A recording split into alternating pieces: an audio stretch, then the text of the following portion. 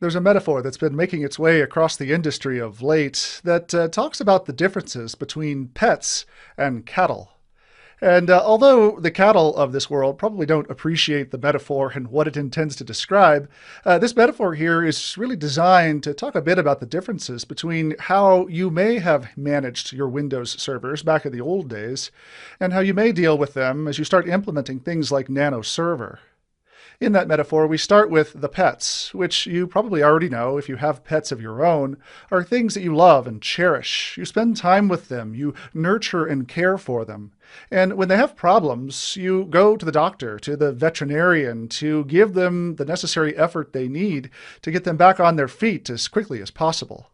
Now, pets are obviously a good thing. I have several of them myself, but they also fulfill a certain use case. Let's contrast them with cattle. Where with cattle, you don't necessarily, I guess, spend as much time with the loving and nurturing. You do want to ensure that each of your cattle there on your farm are going to continue to operate in the best ways you can. But if you have a cow, for example, that doesn't make its way back from the pasture, well, perhaps there's just slightly less of an issue there than if it were your favorite pet there inside your house. Cattle are designed to be replaceable in that if one of your cows happens to go awry, well, another cow can possibly there end up taking its place relatively easily. And again, although the cattle of the world probably don't appreciate this whole metaphor, at least when it comes to losing one cow and replacing it with another, this side describes more of how these nano servers here in our environment are intended to be managed. In a world with Nano Server, the whole point here is that you spend far less time trying to manage the discrete configuration on each machine. If for any reason you have an issue with a Nano Server, well, taking out that Nano Server and replacing it with another one you build entirely from scratch is designed to be the whole way in which you fix problems. I introduced this here because our discussion on Nano Server has been moved over to an entirely different module here in this course, because the ways in which you install, deploy, and manage Nano Server are entirely different. You're used to obviously booting up from the DVD media to get yourself to that Windows PE environment for actually getting an operating system deployed there in older versions of Windows Server.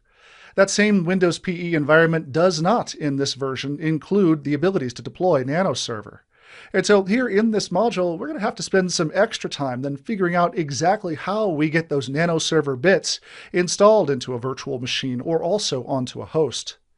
Now, I've started off this module with some of the reasons or differences in how you manage Nano Server, but we also want to start here with just some of the usage scenarios as to where you might end up deploying it. The reality is that Nano Server really is Microsoft's most bleeding edge in terms of where they're reaching in the medium term and far term future of Microsoft Windows. And so these usage scenarios you'll find are fairly minimal in terms of where and when you might implement Nano Server.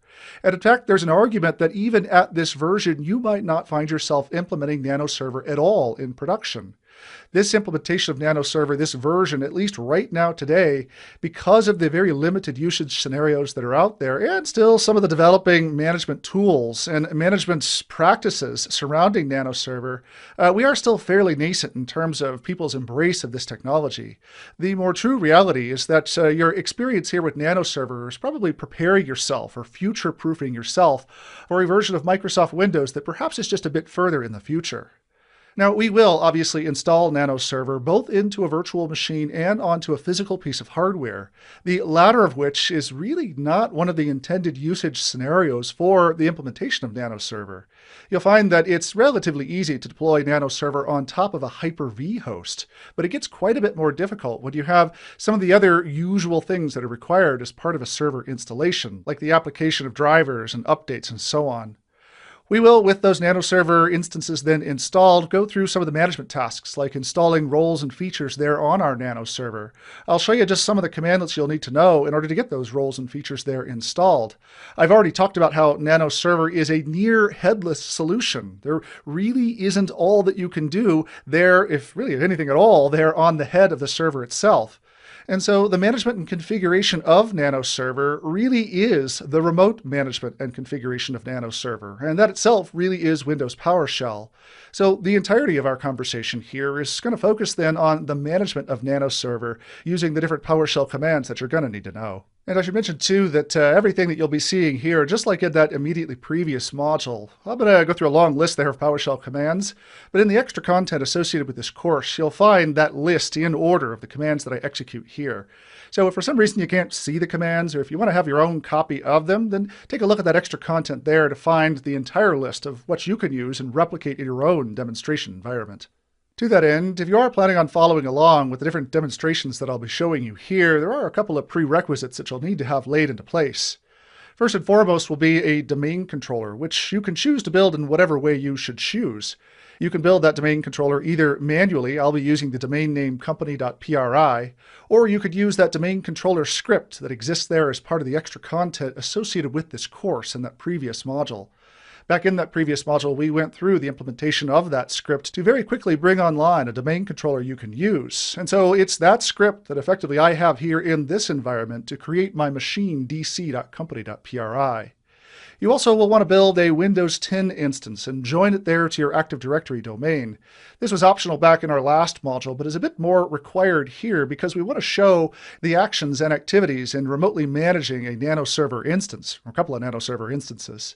And so it's there inside of Windows 10 that we'll do a lot of the management here by remotely accessing that machine and running the commands there on the servers themselves. You also will want to, there on your Windows 10 device, go ahead and enable Hyper-V on that device. Or if you have Hyper-V on some other machine in your environment, be prepared to work with that Hyper-V instance there. We in this environment are going to take the Nano Server download, the WIM file that exists there on the DVD ISO, and then wrap it up and deploy it off as a Hyper-V virtual machine. This presents the easiest deployment of Nano Server to a virtual machine because of the commandlets that exist here with Hyper-V. And so even if you're working here in VMware Workstation as the hypervisor you're using for building these virtual machines, on that Windows 10 instance itself, you can also go about enabling Hyper-V to create this nested environment just for the deployment of these couple of nano servers that we'll be working with. So I'll assume here that you've enabled Hyper-V on your Windows 10 instance, or that you have some other machine that you can interface with in order to run these nano servers that we'll be working with.